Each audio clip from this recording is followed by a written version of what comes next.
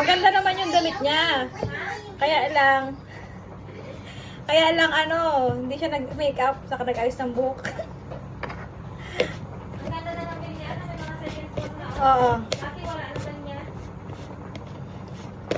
Maganda na siya. Wait lang, natawa na ako.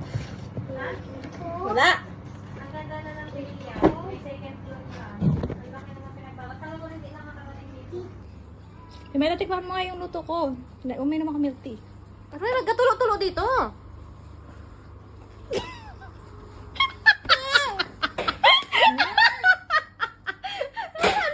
Ikaw pinakuha sa batuhan. Ang tanga to. Tontang sobrang alat.